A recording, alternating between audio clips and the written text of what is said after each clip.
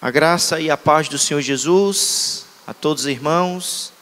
Bom estarmos juntos, orando, buscando a face do Senhor, colocando diante de Deus as nossas súplicas e necessidades e ouvindo a sua voz por intermédio da sua palavra. Eu quero convidar os irmãos a abrirem as suas Bíblias no livro de 1 Crônicas, no Antigo Testamento. 1 Crônicas,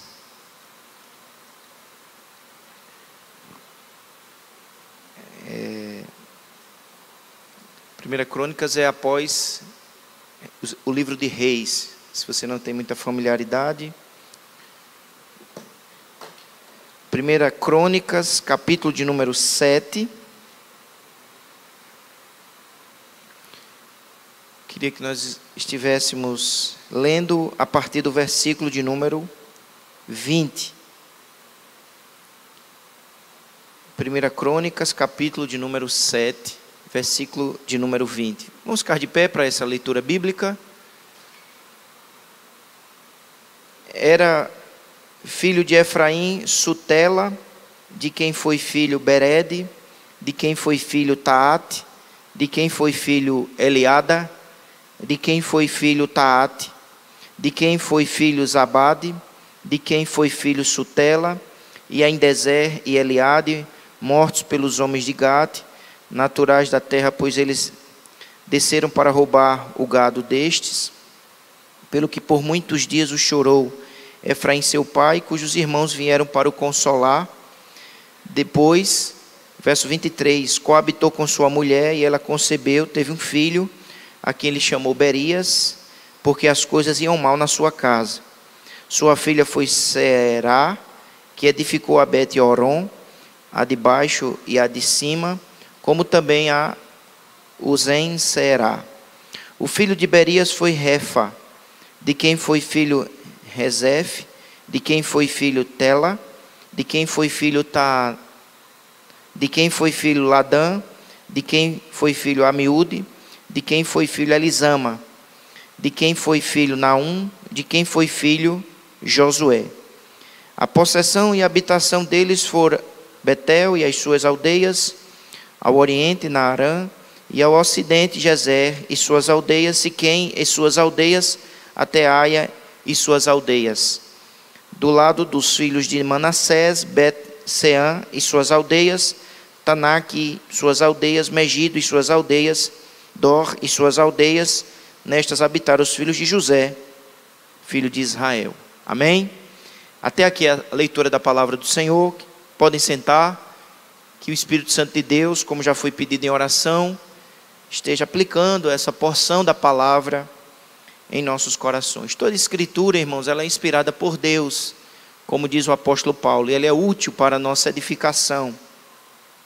E eu gostaria, com a graça de Deus, meditar nesse trecho aqui da palavra do Senhor, que é um trecho que apresenta a genealogia das tribos, no caso aqui, da tribo de Efraim. Todo o capítulo 7, é uma descrição das genealogias das tribos de Israel. E o trecho que nós lemos descreve a genealogia da tribo de Efraim. E quando nós lemos esse parágrafo que descreve essa genealogia, nós iremos, quando nós lemos esse texto com atenção, nós vamos perceber que no meio dessa descrição genealógica há um drama familiar. Há uma família que passa por um grande, digamos assim, um grande trauma, que é exatamente a morte dos filhos de Efraim. O texto, se nós observarmos, diz que os filhos dele, no final do verso 1, ele diz assim: pois eles desceram para roubar o gado destes. Então eles foram mortos. Vamos ler o 21. De quem foi filho Zabade, de quem foi filho Sutela, e ainda Ezer e Eliade, mortos pelos homens de Gate. Então o texto vai mostrar que houve essa tragédia naquela família. Eles foram mortos pelos homens de Gate, que eram os filisteus. E vai descrevendo a postura do pai diante dessa situação e dos irmãos. Então eu gostaria de trazer aqui algumas lições, extrair aqui algumas lições desse texto para a nossa edificação, em nome de Jesus. A primeira lição que nós podemos extrair desse texto é que há consequências terríveis na quebra dos mandamentos. Porque o texto vai mostrar que esses filhos aqui de Efraim, eles foram mortos porque eles desceram para roubar o gado dos homens de Gate.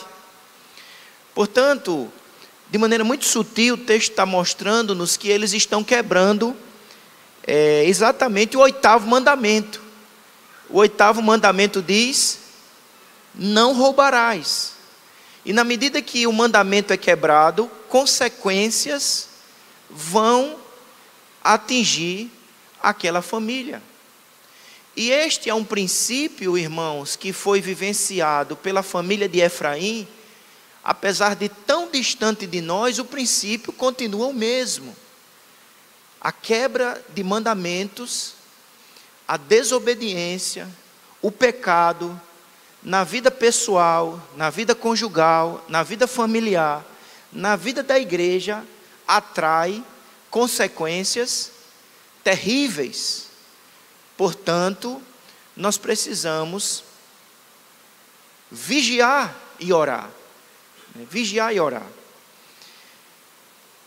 Os estudiosos compreendem que quem está causando o dano aqui, na verdade, foram os filhos de Efraim. Os filhos de Efraim agem de maneira, digamos assim, agressiva contra aqueles filisteus, porque o texto vai dizer exatamente isso. O final do verso 21, obrigado, meu irmão, pois diz assim: eles desceram para roubar o gado destes. Alguns entendem que no caso aqui seria o contrário, né? Que os próprios filisteus foram roubar o gado dos filhos de Efraim.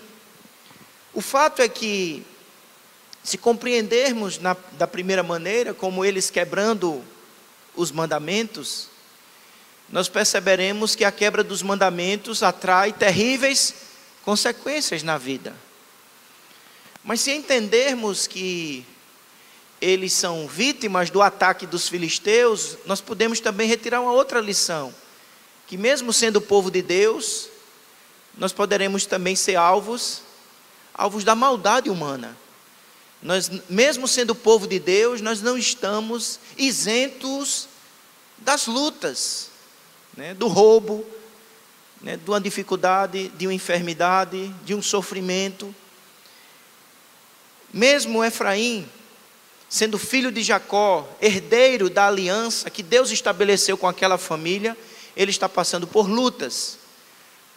Lutas que poderíamos perceber primordialmente a partir da postura dos próprios filhos. Então essa seria a primeira lição que eu gostaria de deixar para o nosso coração nessa noite. Há consequências terríveis na quebra dos mandamentos do Senhor. Mas uma outra lição que eu gostaria de observar é quando o texto vai nos apresentar a postura de Efraim. Veja o que diz no verso 22. Observa aí na sua Bíblia. Pelo que por muitos dias o chorou Efraim, seu pai.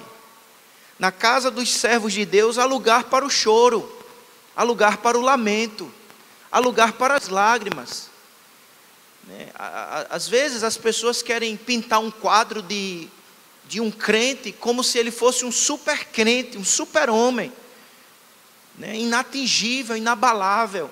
E essa, irmãos, é uma descrição não bíblica, porque mesmo crentes, mesmo herdeiros dos céus, mesmo tendo a vitória que há em Cristo Jesus, nós passamos por lutas, nós passamos por lágrimas, nós passamos por dor, nós passamos por lamento. E está aqui este homem, herdeiro da aliança, filho de Jacó, debaixo de promessas, mas ele está chorando.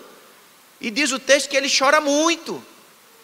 E nós vamos perceber que a vida do crente, às vezes, é marcada por lágrimas. E o próprio Jesus incentivou o choro, quando ele diz: bem-aventurados os que choram.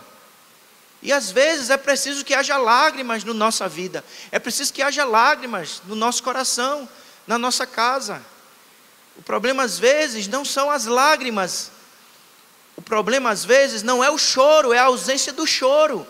Às vezes deveria haver mais choro na nossa vida, deveria haver mais quebrantamento, chorar pelo pecado cometido, chorar pelo estado espiritual que nos encontramos, que às vezes é de frieza, de indiferença, chorar pedindo quebrantamento ao Senhor, chorar pedindo um coração mais convertido ao Senhor. Na casa do servo de Deus é preciso que haja choro, é preciso que haja quebrantamento, é preciso que haja sinceridade. E aqui está Efraim chorando, lamentando o que aconteceu.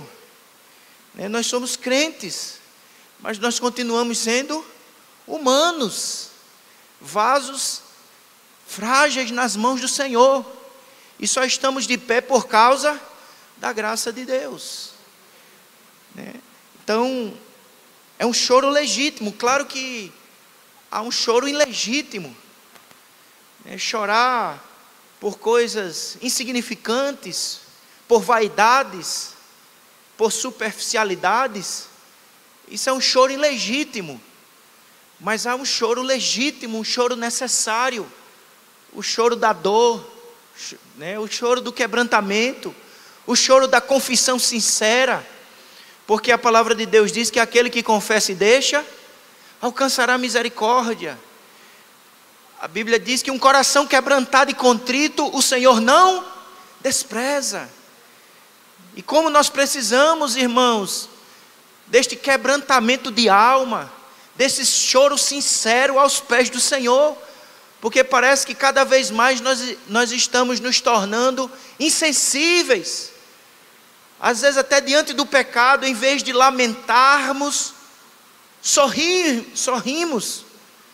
Às vezes diante do pecado, o mundo quer isso, o diabo quer isso, que diante do pecado a gente sorria, faz do pecado piada, para que a gente já não lamente mais, a gente se acostume. E na verdade, nós deveríamos aprender a chorar, como expressão de um coração sensível, quebrantado, contrito.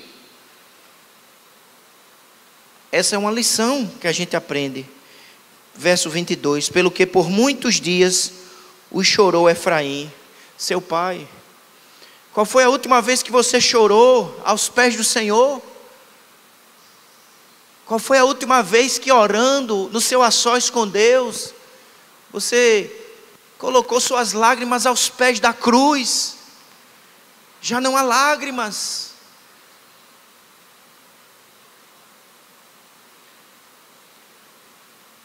Antigamente, irmãos, eu já falei isso aqui, eu uso um lenço, acho que os irmãos já perceberam, porque eu suo muito. Subir no púlpito eu começo a suar. Mas houve uma época em que a maioria dos irmãos, quando vinham para a igreja, eles traziam no bolso um lenço. E sabe por que eles traziam um lenço no bolso? Porque eles subiam ao templo na expectativa de que Deus iria quebrantar o coração deles, e eles iriam chorar os seus pecados, chorar o seu estado espiritual. Então eles iam naquela expectativa: Deus vai falar comigo, vai quebrantar o meu coração. e eu vou chorar aos pés do Senhor, reconhecendo que sou um pecador carente da sua graça, do seu socorro. A gente perdeu essa expectativa do choro, do quebrantamento. Às vezes a gente quer entretenimento, a gente quer diversão, a gente quer gargalhada. E em alguns púlpitos, o púlpito se tornou uma espécie de picadeiro, onde o pastor é uma espécie de palhaço que tem que fazer as pessoas sorrirem. Tem que ter muita gargalhada. E no final as pessoas dizem: o culto foi uma bênção. Eu dei tanta gargalhada, tanta risada. E às vezes, irmãos, o que a gente precisa, na verdade, é quebrantar o coração, é chorar, é desejar conversão.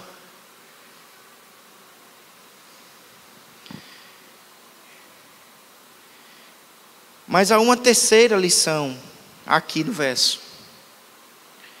Ele diz assim, verso 22, pelo que por muitos dias os chorou Efraim seu pai, cujos irmãos vieram para o consolar. Na casa dos servos de Deus há lugar para lágrimas, mas deve também haver lugar para o consolo. Há lugar para o consolo. O diácono Walter falou aqui da necessidade da solidariedade. Sermos solidários, empáticos. Irmãos, nós vivemos de uma geração cada vez mais egocêntrica, egoísta, onde tem se estabelecido um individualismo pecaminoso, doentio. É o cada um por si. Mas na casa de Deus, no reino de Deus, não pode prevalecer o egoísmo, a avareza, o individualismo.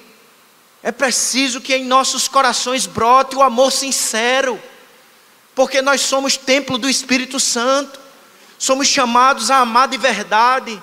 E quem ama se dispõe a consolar, quem ama se dispõe a orar, quem ama se dispõe a ir no lugar da necessidade, no deserto.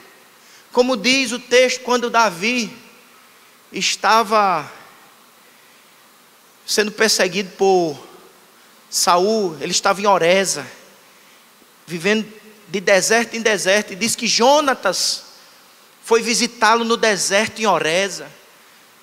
Ou seja, amigo é aquele que se dispõe não só a visitar quando o indivíduo está no palácio, na grande casa, mas quando está no deserto. Somos chamados, irmãos, a sermos instrumento de consolo, não apenas queremos consolo, mas sermos instrumento de consolo, porque vou citar de novo, né? Tem dia que a casa da lágrima, como o senhor disse, é a casa X, a casa da lágrima é a casa Y, mas o dia a casa da lágrima pode ser a casa M. Mas a gente recebe consolo, mas para se tornar instrumento de consolo. Abra sua Bíblia em 2 aos Coríntios.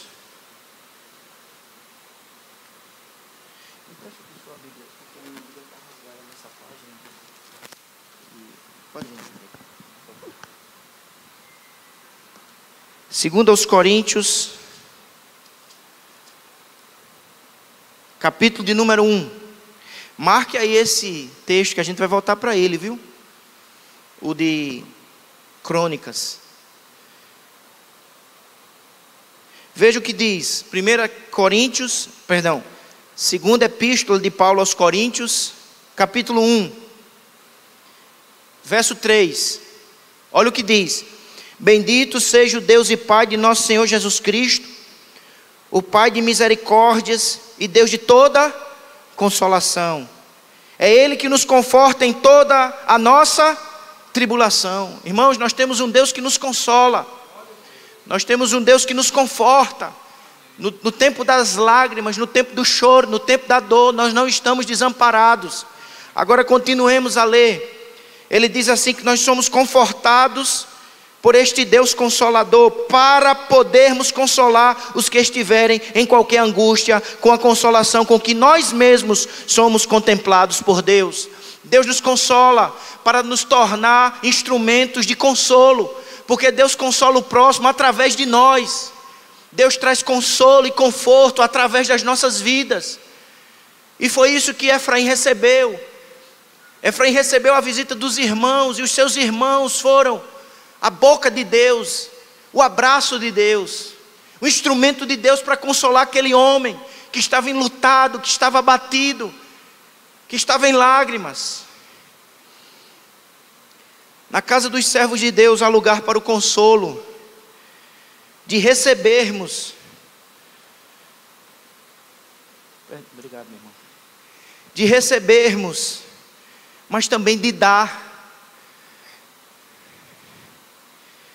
Volta aí, por favor, para o texto base, que é 2 Crônicas 7.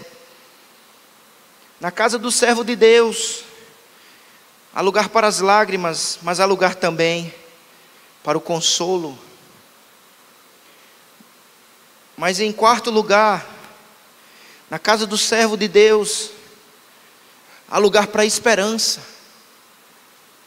Porque, irmãos, vejam o que vai acontecer entre o verso 22 e o verso 23. Pelo que por muitos dias o chorou Efraim, seu pai, cujos irmãos vieram para consolar.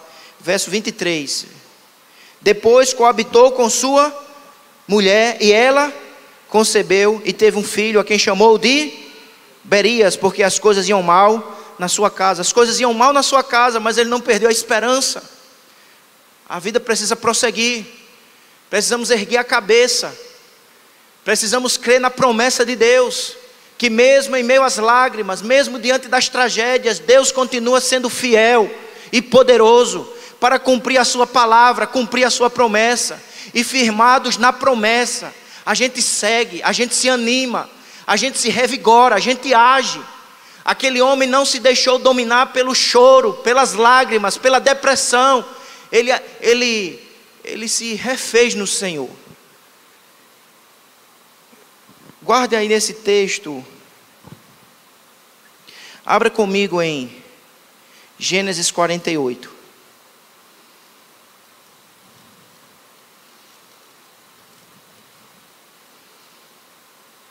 Gênesis 48. Versículo 19.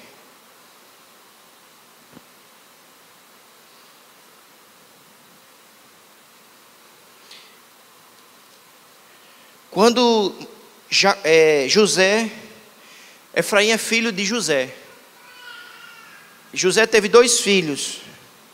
O primogênito é Manassés, e o mais novo é Efraim. Veja o verso 17.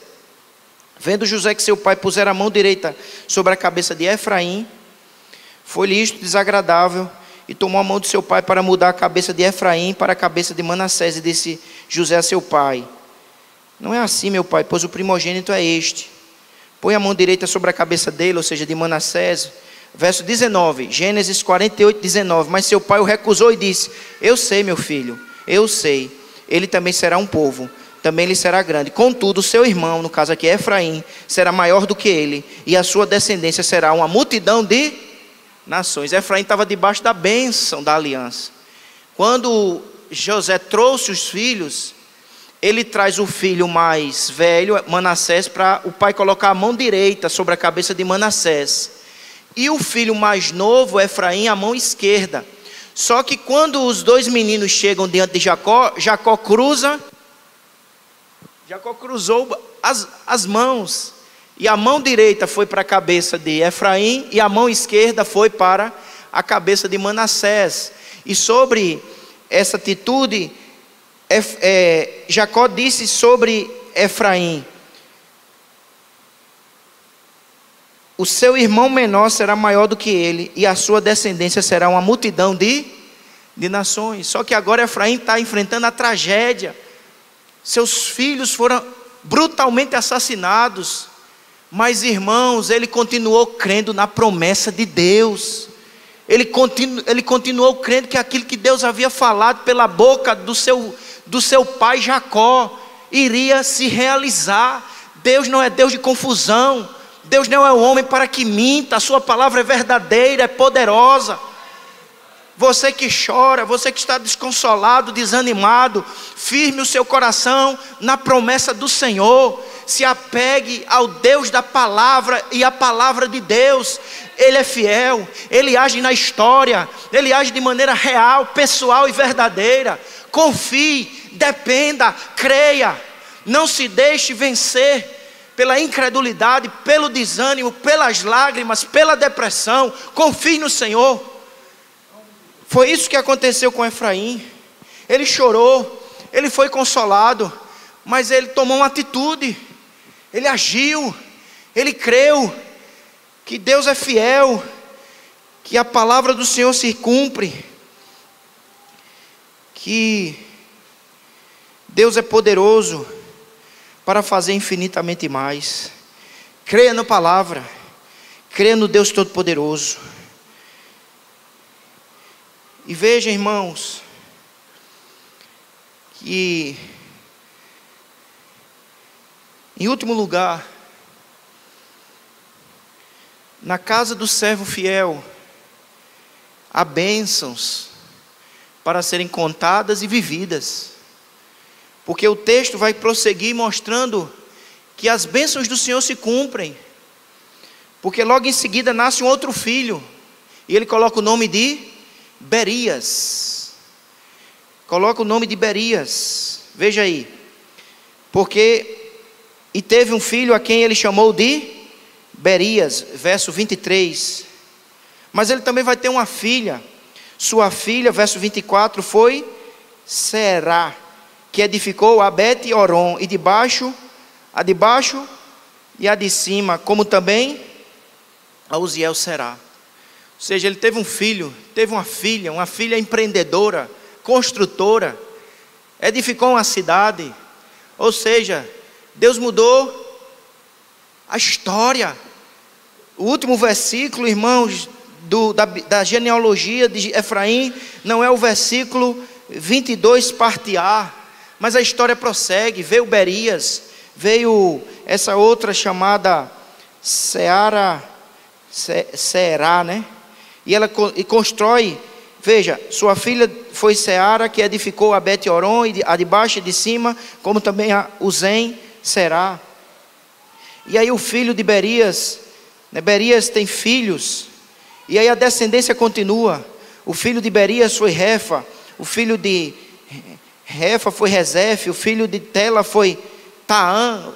E aí, irmãos, a gente acaba percebendo que essa relação não é nem um pouco enfadonha, porque nós percebemos o agir de Deus, o milagre do Senhor acontecendo, a promessa do Senhor se cumprindo naquela família. A família não se extinguiu, a família não se acabou, apesar da tragédia. Deus abençoou, Deus consolou, Deus animou, e a família cresce.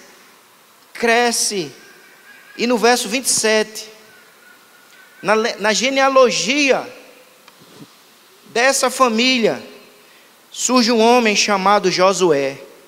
Verso 27, de quem foi filho Naum, de quem foi filho Josué. Josué, aquele servo de Deus que vai ser poderosamente usado por Deus para conquistar as terras que Deus havia estabelecido. Portanto, aquela família, mesmo tendo enfrentado o choro, a tragédia, pela graça de Deus, eles superaram, eles foram consolados, eles firmaram o coração na palavra. Louvado seja o nome do Senhor.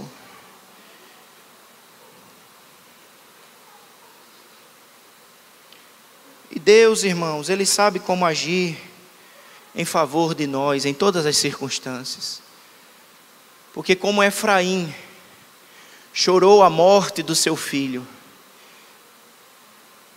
Deus também, Deus Pai, um dia, sentiu também a dor e a perda do seu próprio filho, que morreu pendurado naquela cruz. Ele sabe o que é padecer. Os filhos de Efraim foram mortos porque quebraram o mandamento. Nós escapamos da morte eterna porque um outro filho morreu em nosso lugar, Jesus Cristo.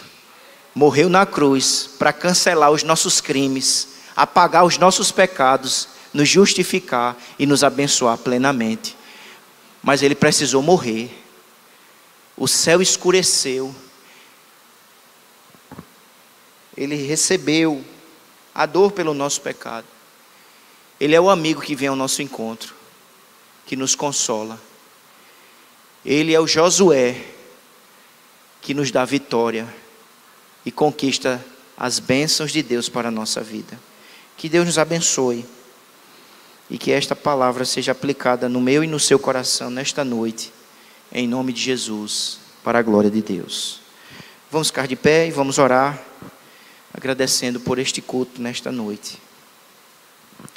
Pai bondoso e fiel, somos gratos a Ti por essa noite de oração, essa noite de louvor, essa noite é onde nos reunimos nessa casa para colocar diante de Ti as nossas necessidades, as nossas petições, na certeza de que Tu nos ouve, nos acode, nos consola.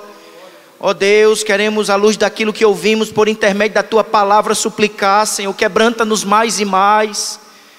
Dá-nos, ó Deus, esse choro bendito do quebrantamento, da real conversão, da tristeza pelo pecado. Ó Deus, vem nos perdoar, vem nos consolar por intermédio do Teu Filho Jesus. Ele é o irmão que nos visita com consolo, com perdão. Ó Jesus, tem misericórdia de nós. Socorre os que estão enfrentando a luta, a tragédia, a dor, as lágrimas. Visita esta pessoa nessa noite, Senhor. Em nome de Jesus, faz-nos viver em conformidade com a Tua palavra. Que não sejamos vencidos pelo desânimo, pela incredulidade, mas possamos agir, reagir em conformidade com a Tua palavra, no poder do Teu Espírito Santo. Te agradecemos por tudo, Senhor. Leva-nos em paz para os nossos lares. Dá-nos uma noite ricamente abençoada na Tua presença. Ser conosco. E continua nos ajudando, nos direcionando e guardando. Em nome de Jesus. Amém e amém. A graça do Senhor Jesus Cristo, o amor de Deus o nosso Pai, a comunhão, o poder e as doces consolações do Espírito Santo sejam sobre nós e sobre todo o povo de Deus, hoje e para todo sempre. Amém.